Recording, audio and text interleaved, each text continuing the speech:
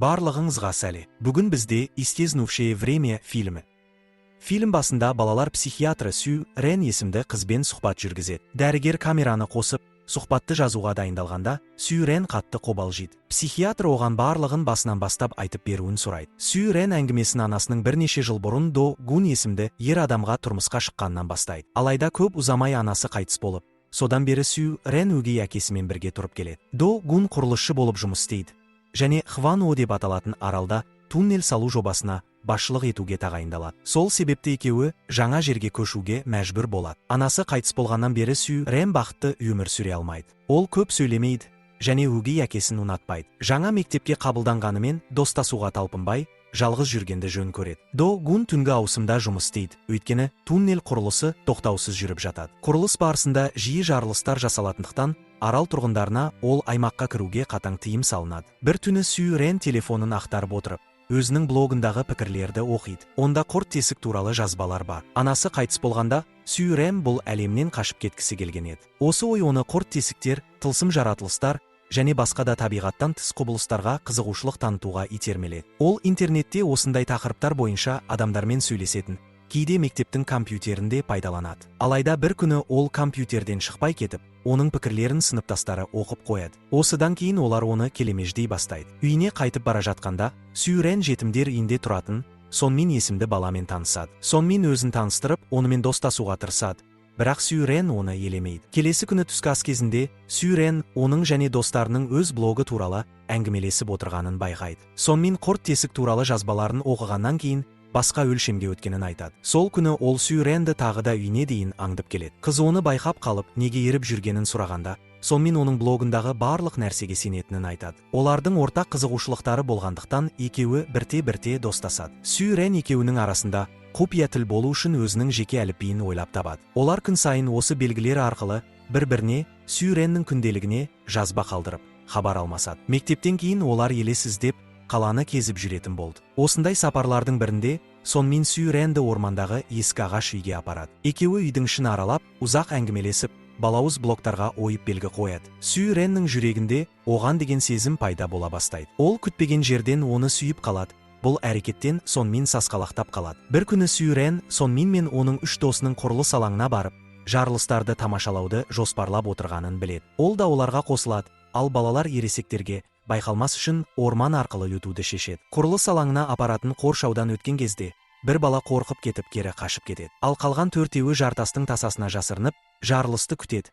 Бірақ ештеңе болмай көңілдері түседі. Орманда серуендеп жүріп, олар кішкентай үңгірді байқап қалады. Қызығушылық танытқан олар бірінен соң бірі ішке кіреді. Үңгірдің соңына жеткенде олар су астында жарқырап тұрған ерекше затты байқайды. Сью Рен оны метеорит деп ойлап, судың түбіне сүңгіп, оны алып шығуға бел буады. Ол затты судан алып шыққан кезде оның жарығы сөніп қалады. Балалар оған қарап, жұмыртқаға ұқсайтынын байқайды. Тайшик есімді бала жұмыртқаның уақыт гоблиніне тиесілі болуы мүмкін деп тұжырымдайды. Ол атасының бұрын айтқан аңызын еске түсіреді. Толық ай түнінде тауларда бір үңгір пайда болады. Онда уақыт гоблині өмір сүреді. Кімде-кім сол үңгірге кірсе қартайып шығады. Балалар бұл әңгімеге сенбейді, өйткені олардың ешқайсысы өзгермеген. Осы кезде Сью Рен анасы сыйлаған шаш қыстырғышының жоғалып кеткенін байқайды. Оны табу үшін қайта үңгірге кіреді, ал достары жұмыртқаны күзетіп қалады. Қыстырғышты тауып алғанымен ол су астында қайтадан жарқырап тұрған жұмыртқаны көреді. Сініксіз күйде сыртқа шыққанда жұмыртқаның жарылып қалғанын және барлық достарының жоқ екенін көреді. Оларды орман ішінде іздеп, қараңғы түскенше кезеді. Ақырында өзі де жол таба алмай, түні бойы орманда жалғыз қалуға мәжбүр болады. Келесі күні таңертең полиция балаларды іздеу үшін орманға келеді. Тергеуді детектив он басқарады. Көп ұзамай олар Сью Ренді ес-түссіз күйде тауып алады. Бақытымызға орай ол аман. Ауруханада детектив оған достарының қайда кеткенін сұрайды. Сью Рен үңгір мен жұмыртқа туралы болған оқиғаны толық айтып береді. Алайда детектив пен ересектер оның сөзіне сенбейді. Сью Рен оларды үңгірді көрсету үшін орманға апарады. Бірақ үңгірді таба алмайды. Бәрі толық ай түннен кейін үңгір із-түссіз жоғалып кеткендей көрінеді. Көп ұзамай детективке жоғалған балалардың бірі Шиже Уктың мәйіті табылғаны туралы хабар келеді. Оның денесі қаладан 20 шақырым жердегі жағажайда жер астынан шыққан. Оның өліміне себеп болған нәрсе демікпе ұстамас. Алайда біреу оны әдейі жерге көміп кеткендіктен іс жоғалған балалар туралы тергеуден адам ұрлау ісіне айналады. Оқиғадан бірнеше апта өтсе де, қалған 2 бала табылмайды. Сонымен Сью Рен бұрынғы тұйық қалпына қайта оралады. Ол да басқалар сияқты түсініксіз жағдайда қалғанымен, шындықты айтса да ешкім сенбейді. Бір күні түнде үйінің сыртынан бір дыбысты естиді. Терезеден қарағанда белгісіз біреудің орманға қарай жүгіріп бара жатқанын көреді. Қызығушылық танытып артынан жүгіреді. Біраз уақыт өткен соң сүрініп жерге құлайды. Осы сәтте әлгі ер адам да тоқтайды. Ол Сью Ренге жақындап таңданыспен қарайды. Қыз есінен танып қалғандай мелшиіп тұрғанда, ер адам алғаш рет тіл қатады. Ол өзін Сон Мин деп таныстырады. Бұл есімді естігенде Сью Рен есін жиып, шошына жылап қашып кетеді. Ол бірден До Гунның көлігіне жүгіріп барып болған жағдайды асығыс баяндайды. Полицияға хабар беріліп, күдікті ер адамды ұстау үшін орманды тексеру басталады. Оны адам ұрлаушы деп күдіктенеді. Детектив Сью Реннен әлгі адам туралы сұрағанда, ол оның өзін Сон Мин деп атағанын, бірақ тек көрініп тұрғанда екенін айтады. Полиция күдіктіні таба алмаса да, Сью Реннің күнделігін тауып алады. Бұл ол мен Сон Мин бір-біріне хат қалдыру үшін қолданған дәптер. Күнделіктің ішіндегі беттерді көргенде, Сью Рен қатты таңғалады. Өйткені олардың барлығы Сон Миннің жазбаларына толы. Ол өздерінің құпия әліпбиін қолданып, Сью Рен үңгірге шаш қыстырғышын іздеуге кеткеннен кейін болған оқиғаларды түгел жазып кеткен. Балалар жұмыртқаның ішінде не бар екенін білгісі келіп, ақыры күте алмай, Сон Мин оны жерге ұрып жарып жібереді. Алайда жұмыртқаның іші бос болып шығады. Бұл бәрінің көңілін қалдырады. Сью Рен ұзақ уақыт бойы оралмаған соң, Сон Мин оны іздеп үңгірге кіреді. Ішке кіргенде оның қозғалыссыз тұрғанын көреді. Оны қозғауға тырысады, сөйлеседі, бірақ Сью Рен мүлдем жауап бермейді. Осы сәтте Сон Мин ауада қалқып тұрған су тамшысын байқайды. Үңгірден сыртқа шыққанда аспанда қозғалыссыз қатып қалған құстарды көреді. Балалар ауылға оралғанда айналасындағы барлық адам, оның ішінде олардың отбасылары да қимылсыз қалғанын түсінеді. Бұл оларға бүкіл әлемде уақыт тоқтап қалғанын, ал тек шеуінің ғана қозғала алатынын көрсетеді. Енді олар қалаған нәрсесін істей алады. Алғашқы күндері олар еркіндіктің рахатын көреді, қалаған тамағын жеп, қалаған уақытында ұйықтап, күн бойы көңіл көтереді. Алайда бір айдан кейін бұл өмір жалықтыра бастайды. Сондықтан олар аралдан кетіп, басқа қалаларда да уақыт тоқтап қалғанын тексеріп көрмек болады. Алайда теңізге жеткенде, мұхиттағы суда қатып қалғанын байқайды. Яғни, егер олар қайыққа отырса, суға батып кетеді. Қазіргі уақытқа оралсақ, Сью Рен ормандағы адам шын мәнінде Сон Мин екенін түсінеді. Осы сәтте ол күнделікті оқуды тоқтатады. Өйткені полицияны одан алшақ ұстау оның бірінші кезектегі мақсатына айналады. Егер олар Сон Минді тапса, оны адам ұрлаушы деп қамауы мүмкін. Сондықтан ол полицияға орманда ешкімді көрмегенін айтып,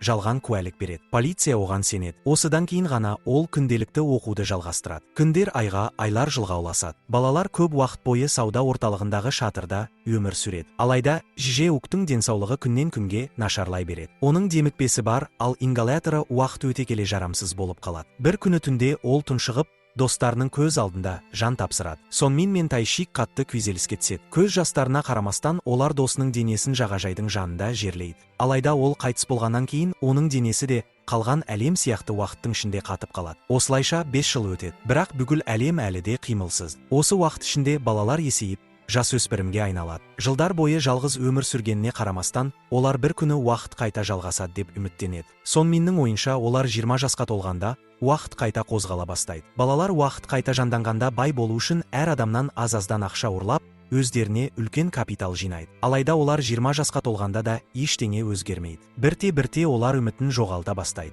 Ақыры ормандағы ескі ағаш үйге қоныстанады. Бір күні Сон Мин оқшауланудан шаршап жүйкесі сыр береді. Ол өз-өзіне ие бола алмай айғайлап, бәрінің тоқтауын талап етеді. Бұл көріністі алыстан бақылап тұрған Тайшик мүлде үмітсіздікке беріліп, барлығынан түңіледі. Бірнеше күн өткен соң, Сон Мин айдың пішіні өзгере бастағанын байқайды. Бұл уақыттың қайта жанданатынының белгісі. Сон Мин Тайшикті іздеуге кіріседі. Алайда аралдың түкпір-түкпірін шарлағанымен оны еш жерден таппайды. Ақырында ол соңғы жартастың жиегіне жетіп жерде жатқан Тайшиктің киімдерін көреді. Досының суға секіргенін түсінеді. Ол да артынан секіреді. Дәл сол сәтте әлем қайта қозғалысқа келеді. Сон Мин судан шығып, айналасындағы табиғаттың қайта жанданып, қозғалып жатқанына таңдана қарайды. Күнделік оқылып біткеннен кейін, Сью Рен бірден ағаш үйге жүгіріп, ақыры Сон Минді қайта көреді. Олар басынан өткеннің барлығын әлемге жария етуді ұйғарады.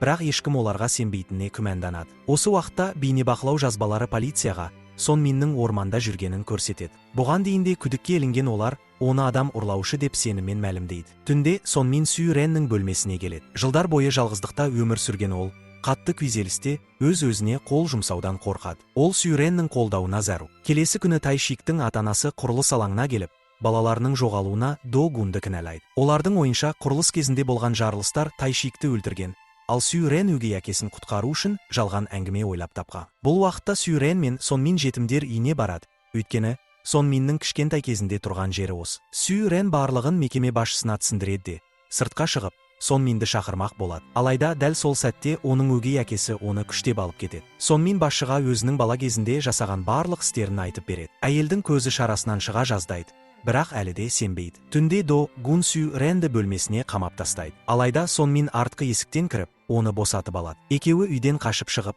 енді не істеу керектігін шешуге тырысады. Сью Рен кенеттен үңгірде тағы бір жұмыртқаның болғанын есіне түсіреді. Ол сол жұмыртқаны пайдаланып, ересек адам болып оралатынын, сөйтіп Сон Миннің кінәсіз екенін дәлелдейтінін айтады. Алайда Сон Мин бұған үзілді-кесілді қарсы. Өйткені ол жалғыздықта өмір сүрудің қаншалықты азапты екенін біледі. Ол адам ұрлаушы атануға дайын, бірақ Сью Реннің сол азапты басынан өткеруіне жол бергісі келмейді. Бұл уақытта До Гун қызының жоғалғанын байқап, оның телефоннан Сон Минмен бірге түскен суретін тауып алады. Ол Сью Рен ағаш үйге барды деп ойлап, түнде сол жаққа келеді. До Гун Сон Минге шабуыл жасап, Сью Ренді үйге алып кетуге тырысады. Алайда Сон Мин оған соққы беріп, Сью Ренмен бірге қашып кетеді. Келесі күні полиция ағаш үйге келеді. Олар Сью Ренді алдап өзін Сон Минмін деп сендірген адам ұрлаушы туралы өз болжамдарын одан сайын нығайта түседі. Сью Реннің жоғалғаны туралы жаңалықтар теледидардан беріле бастайды. Көп ұзамай полиция олардың қайда екенін анықтайды. Полиция мен жасөспірімдер арасында қуғын басталады. Осы кезде Сью Рен өзін ұстап береді. Тек Сон Минді құтқарушы. Бөлінбестен бұрын ол Сон Минге «Үңгірде кездесеміз» деп сыбырлайды. Детектив оң Сью Ренге адам ұрлаушы саған өтірік айтып жатыр деп сендіргісі келеді.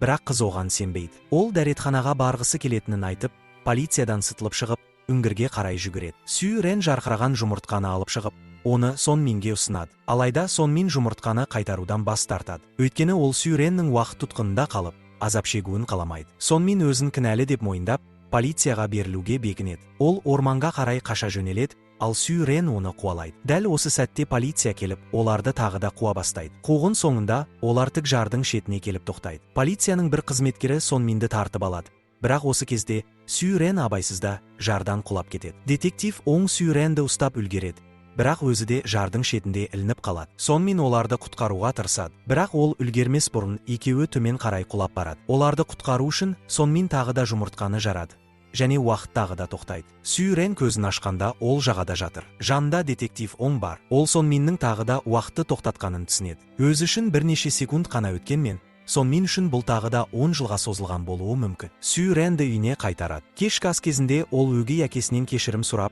алғаш рет оны әке деп атайды. Көп ұзамай детектив оң келеді. Ол олардың жардан қалай аман қалғанын білгісі келеді. Сью Рен жауап бермейді.